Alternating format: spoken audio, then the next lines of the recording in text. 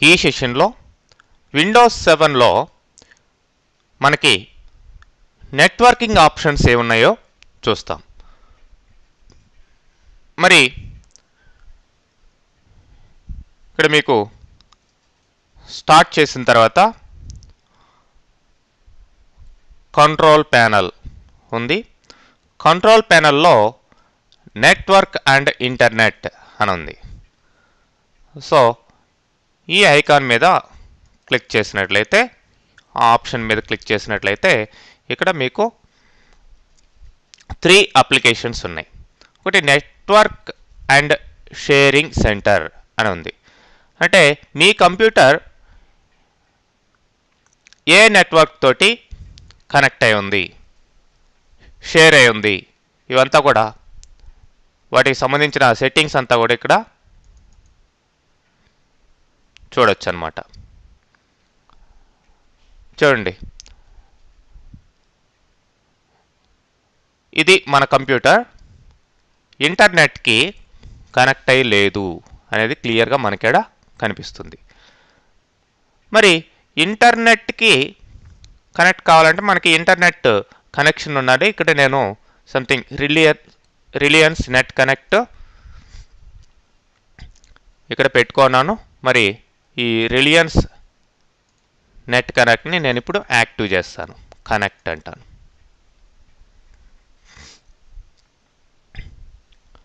Connect అన్న తర్వాత మీరు ఇక్కడ గమనించవచ్చు,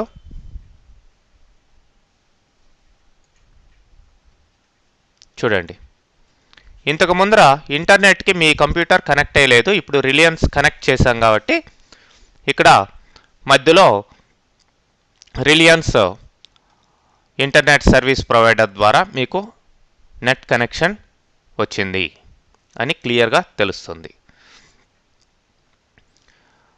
మరి బ్యాక్ ఇట్లా వెళ్ళినట్లయితే హోమ్ గ్రూప్ ఉంది. ఈ హోమ్ గ్రూప్ ఏంటంటే లోకల్ ఏరియా నెట్వర్క్కి కనెక్ట్ చేసుకునేదానికి.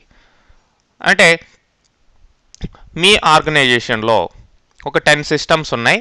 ఈ 10 సిస్టమ్స్ కూడా ఒకదానికొకటి వైర్ల ద్వారా కనెక్ట్ అయి ఉన్నాయి అనుకుందాం. అలాంటప్పుడు ప్రతి కంప్యూటర్కి కూడా ఒక నేమ్ ఉంటుంది. మరి వేరే కంప్యూటర్లో నుంచి మీరు ఇక్కడికి ఫైల్స్ని కానీ తీసుకురావడం, ఫైల్స్ని, ప్రింటర్ని, ఇట్లాంటి వాటిలన్నింటిని షేర్ చేసుకునేదానికి ఈ హోమ్ గ్రూప్ అనేది ఉపయోగపడుతుంది. అదేవిధంగా మీరు కూడా వాళ్ళకి పంపించవచ్చు అనమాట. ఫైల్స్ని షేర్ చేయొచ్చు, ప్లస్ డివైజెస్ని, ఎక్విప్మెంట్ని కూడా షేర్ చేయొచ్చు. ఓకే, హోమ్ గ్రూప్ని ఇట్లా క్రియేట్ చేసుకోవచ్చు.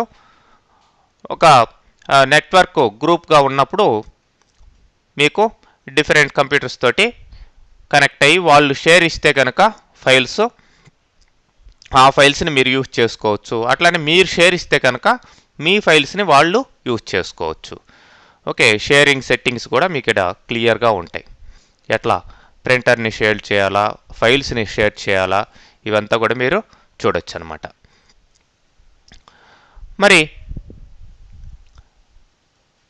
ఇక్కడ మీరు నెట్వర్క్ అండ్ షేరింగ్లో అంటే ఫస్ట్ ఆప్షన్లోనే చూసినట్లయితే, అంటే ఈ యొక్క ఇంటర్నెట్ కనెక్షన్కి setup a new connection or network, అంటే కొత్తగా మీరు కనెక్ట్ చేసుకోవాలి అనుకుంటే ఏ టైప్ ఆఫ్ నెట్వర్క్ మీరు ఏ టైప్ ఆఫ్ కనెక్షన్ తీసుకుంటున్నారో ఆ కనెక్షన్ టైపు సెలెక్ట్ చేయాలి. తర్వాత నెక్స్ట్ అనాలి. ఇప్పుడు you already connected to the internet అని వస్తుంది. లేదంటే ఆ కనెక్షన్కి సంబంధించిన డీటెయిల్స్ అన్నీ అడుగుతుంది. వాటిని సెటప్ చేసినట్లయితే మీకు నెట్వర్క్ కనెక్షన్ కొత్తగా ప్రిపేర్ అవుతుంది అనమాట. ఓకే,